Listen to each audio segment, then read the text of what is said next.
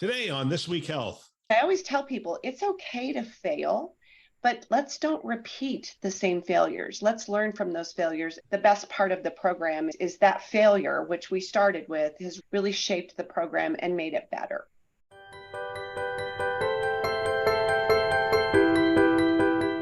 Welcome to TownHall, a show hosted by leaders on the front lines with interviews of people making things happen in healthcare with technology. My name is Bill Russell, the creator of This Week Health, a set of channels dedicated to keeping health IT staff current and engaged. For 5 years, we've been making podcasts that amplify great thinking to propel healthcare forward. We want to thank our show partners, Meditech and Transcarent, for investing in our mission to develop the next generation of health leaders. Now, on to our show. Good morning or afternoon, everybody. I'm very excited to kick off my 2023 This Week Health series. This year, we'll be focusing on many fantastic women leaders and sharing their success story. And so without further ado, I will introduce today's guest, Mary Jo. She is a healthcare executive with about 25 or more years of experience, and she is the CIO at UC Health for the Community Connect segment. So Mary Jo, welcome to the show. Thank you for the time. And by the way, happy International Women's Day. How are you doing today? I'm good. How are you, Carla? I'm doing fantastic. So thank you for the time. I really appreciate it. Why don't you go ahead and give us some quick intro and tell us about yourself? Yeah, sure. So I have roots in Nebraska. I'm a farm girl from Nebraska. And I never would have thought that I would be living in a city. When I was 10 years old, I loved to be out working with my dad and never really thought that I would move into a healthcare IT career at the time. My life when I was growing up with my dad was doing whatever he did, which meant sometimes riding a horse. I learned to ride at a very young age. I drove farm equipment, large farm equipment. I just really learned to work hard with my dad. And my mom also had a very musical side to her. So at the same time, I was also required to take piano lessons.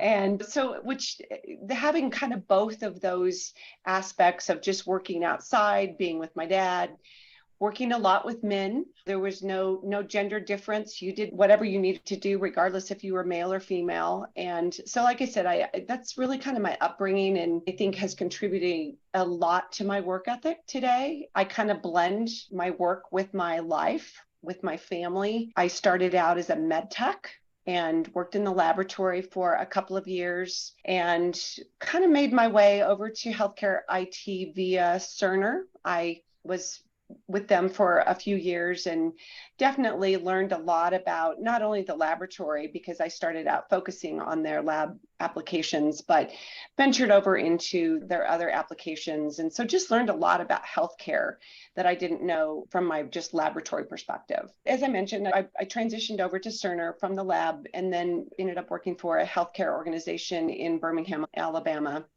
Started having my kids, and we also moved up to Cincinnati, spent some time at Cincinnati Children's. And so as my kids entered the world, then I all of a sudden had to balance a lot more things. And very similar to what I had to do when I was growing up, it always seemed like we had something going on, multiple things I had to support. And I found that my work-life balance was very similar, especially introducing the kids. Fortunately, Cincinnati Children's had a daycare on site. So I'd pile everybody in the car in the morning. It started out with one, then it was two, then it was three. So they would go to work with me. I would take them to the daycare, and then I would walk over to where I worked at the hospital. So like I said, I've always really kind of blended my work with my family and just who I am. There's no real separation. I take what I learn at work to my family. I take what I learn with my family to my work environment as well. I sometimes think of the people that work with me and for me like my children. I want to make sure they're well taken care of. I want to make sure I listen to them. So again, a lot of communication. I found that to be incredibly important. So after I worked at Children's and found myself with 3 kids, I actually had to take a step back for a little bit with a non-management role. I think the sort of my turning point was when I had locked my keys in my car 2 weeks in a row, trying to scramble and rush and make it to a meeting on time. And it's like, time out. I really have to do something a little bit different here, not only for my sanity, but for my children as well. So I took a step back and actually worked for a couple of years in the physician lounge. And this was a while back. And you had physicians that would come in that literally didn't even know how to use a mouse. And so I worked side by side them and really helped them learn to navigate the EMR. Again, things were very non-integrated. Some of them were on paper. Some of them didn't use a computer. So here they were in the hospital being asked to actually enter orders for their patients. So it was really enlightening. And so even though when I look back, and at the time I struggled because what is this going to do to my career? Is this going to be a real setback? Because I certainly had aspirations to continue to grow. But it was really a great learning opportunity for me. And I really got to understand the physician's perspective. Not only did I work with the community physicians, but I also worked with those that were doing research at the hospital as well and working as attending. So certainly that was a huge opportunity for me to learn a different side of healthcare and really at the elbow with the physicians. Let me interrupt you because I think it's fascinating, right? You're talking about your children, you're talking about having 3 kids, taking them to work with you, and then you feeling like you had to take a step back because you had aspirations. And just for, I mean, and I know you know this, there's many women out there, they're like going through things that you're going, they're like, well, you know, I have to take this job but I really want to be a CIO, or I want to be an executive, I want to take this position, but I can't right now. And they feel like they have to sacrifice a few things to get to where they need to. But obviously you're a perfect example of, yes, we can do it. It can be done. It's just going to take a little bit more time, right? So how do you go from, it's all the sacrifices, or do you feel it was a sacrifice because obviously you love your children and maybe at that point you're like, this is what I need to do right now. But then how do you go from that to, okay, now I feel like I'm ready for that next step? Yeah, I think everybody's a little different. And if you were to second guess, would I be in a different place? Maybe. But at the same time, I'm really happy with where I am right now, both from who I work for and what I'm doing. So, but it was tough. And I've actually talked to a lot of working mothers throughout my career to just say, it's okay. I mean, I remember one day I was sitting in a conference room waiting for one of the project managers to come in, and she kind of comes rushing in, and literally her hair's still a little bit not quite in shape, and she just is a little disheveled. And I was like, what's wrong? And she's like, oh, I just don't know if I can do this.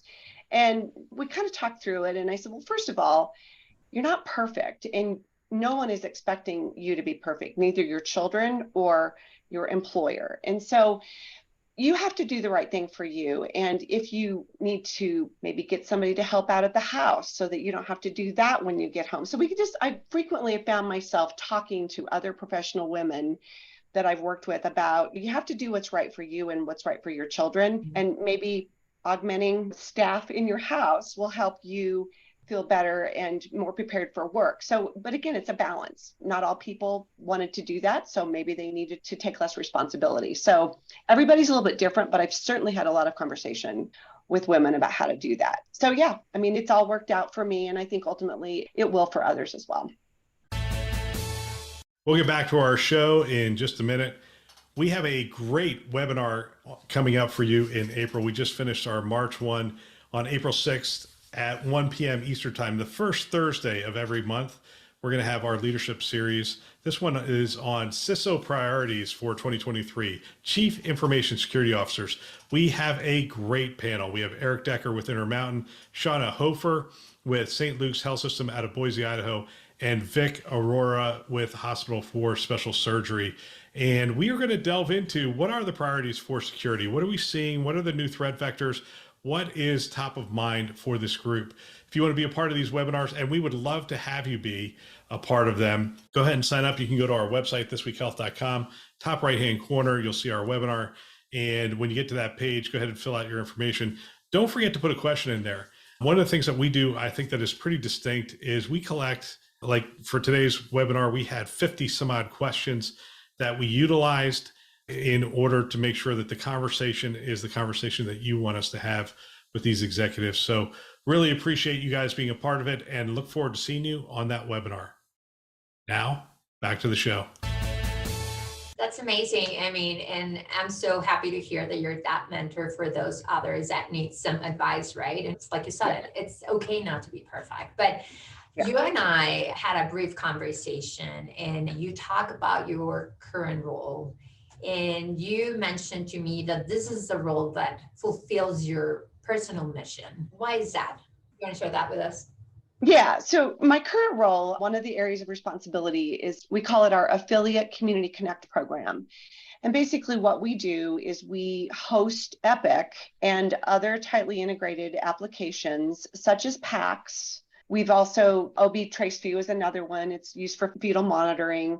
So we have a whole kind of portfolio of applications that we host along with our ERP solutions for HR, benefits, payroll, finance, and supply chain. Oftentimes when we go into these hospitals, which is, and I'll talk a little bit more about that, but they've got like an integrated solution today, such as a Meditech or a CPSI or something that is, they're ready to move away from it, but they need a full suite. They need a full solution.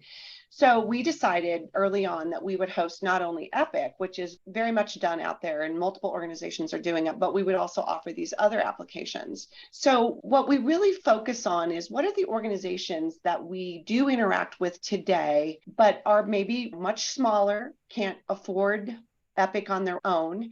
They may be too small for Epic on their own. So it really allows us to give these smaller organizations basically a world-class EHR without having to divert capital for multiple years by doing it on their own.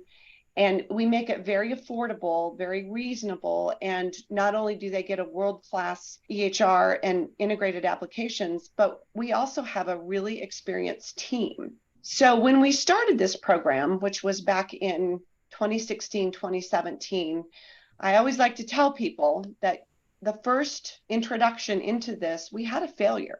We were implementing it for the first time with Aspen Valley up in the mountains, and there were various things that contributed to why we didn't succeed. And I can tell you at the time, it felt terrible. I mean, it felt really awful that we had to pull the plug.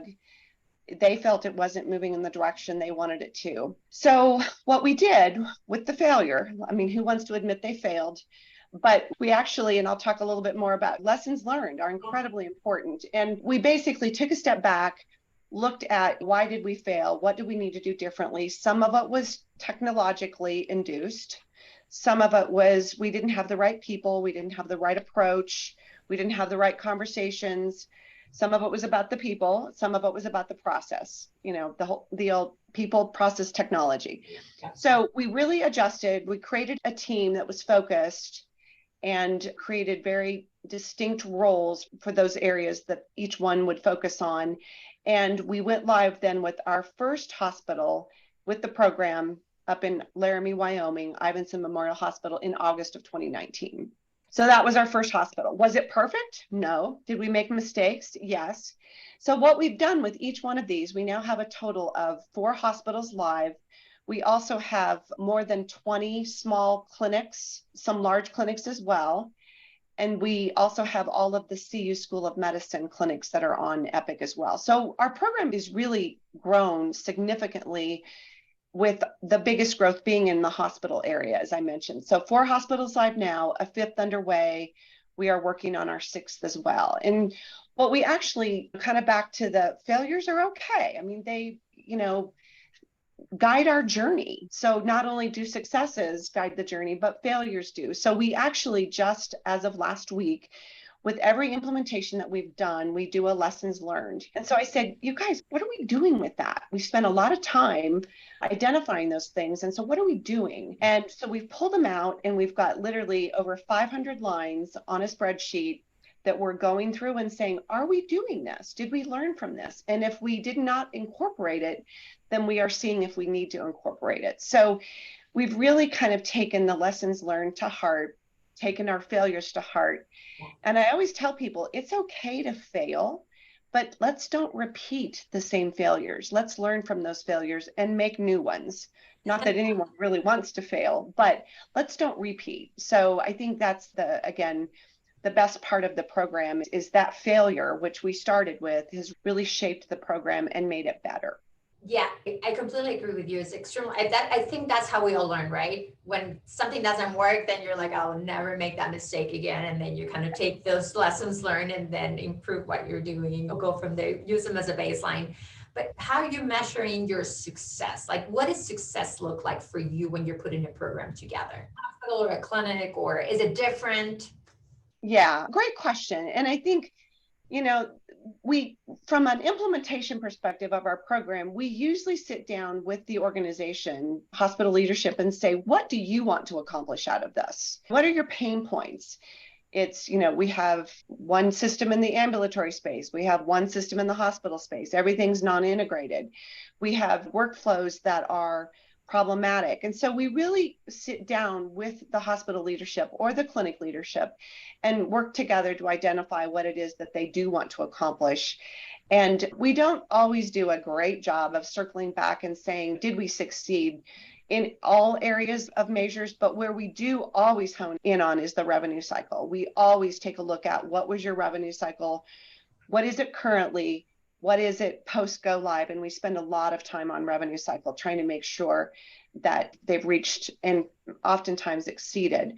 We also want to make sure that quality is, have we improved quality? Because we're not doing this just for the fun of it. We certainly want to look at, have we improved quality? So the answer kind of varies as far as with the implementation in the hospitals. Our measures of success, and one of the things we've actually done is we've created an action plan. And with that action plan, we have different categories. Analytics is always a big deal. I feel like we always fall short on analytics. And so we've created an action plan to say, here are the things that we need to accomplish to make them more self-sufficient in their analytics. And so that's just one category where we've created an action plan. And what is the outcome that we're expecting to achieve? And did we make it? So that is something we review on a monthly basis. And I'm not even directly involved in it anymore, but we definitely have identified some actionable things that we want to accomplish as we move the program forward. So what is the future of the program right now? Because I mean, you have, obviously it's continued to grow. Can anybody join? Do you have specific partnerships, or how does that work? And in your eyes, what's the future of it? Yeah, so I touched upon this a little bit, but what we're really trying to do is create and put technology in communities. So what goes with that is we can extend the technology that allows the patients to stay in their community. And, I have real life experience from this. My brother back in 2014 lives out in rural Nebraska, was diagnosed with leukemia. And so he came out to UC Health for his care, and, he made it through the treatment, which clearly he had to be on site for infusions and whatnot. But when it came to his follow-up visits, he would drive 4 hours for one 30-minute appointment. Because we didn't have the technology in the community. And so part of the reason I'm so very passionate about this is that we're really extending technology to clinicians, creating the foundation for clinical collaboration, which allows patients to stay in their community. They have access to world-class clinicians and specialists that aren't necessarily in their community, but through the use of the technology and the EMR platform, they can stay right in their community and receive the treatment and the visits that they need. So that's the future of our program. We currently have a small hospital in Nebraska. We have a hospital at Estes Park. And we've got multiple stories where that patient or many patients were able to stay in their community and receive the care they needed and didn't have to travel to the Front Range or didn't have to travel. People from the country don't like to live or don't like to drive in Denver. So again, they could literally avoid situations and a waste of time because we're able to give them the technology. I will tell you, we have a lot of requests. We have a lot of organizations coming towards us and asking for us to extend the EMR, but we only do it for the right ones, the ones that want to be a partner, the ones that don't look at us as a vendor, because we are a partner. We're not a vendor. We want to extend our technology and our, like I said, our world-class EMR, but we're not a vendor. We don't have a team. I don't have a sales team. I don't have a team that's only supporting these affiliate hospitals, but they're also supporting UC Health because we have shared resources. There's benefits to that, but there's also downsides. So again, it's really extending to the organizations that need it, that want to see us as a partner, want to work collaboratively with us to leverage the technology and really do the right thing for their patients and keeping them in the community. Yeah, you talk about extending the technology to the providers whenever they're in those rural communities, but also I believe it's just that if for whatever reason they have to come to the city, the information is available across the system. And so that's important too, right? that you don't have to figure it out. You don't have to get that information from the provider and try to figure it out. Absolutely. Yes, and that's a great point, Carla. It is an integrated medical record. So if we see a patient that comes down from the hospital in Laramie, they come to Northern Colorado for cancer care or any other sort of treatment, the record is available to the clinician here in Northern Colorado that was documented on visits up in Laramie, Wyoming. So it's a single integrated healthcare record. So just even from a hospital transformation and that program, there's huge benefits that are almost becoming a requirement, no longer optional, but it certainly lays the foundation because it is an integrated health record. You're absolutely right.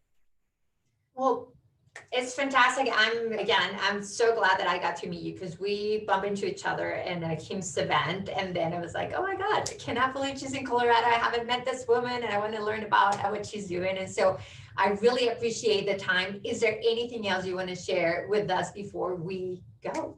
I guess just one last, and I touched upon it, or I mentioned that the people that process the technology, I think that my career has been one that it's been fun. And I think even though I'm in a technology role, what I really love about it is the people, whether it be the patients or the nurses, the HR folks. I think that's what makes my job so rewarding, is just getting to work with people that are doing amazing things. And the technology is the secondary part of it. And just if you're a female leader out there, again, do the right thing for you. There's no right or wrong answers.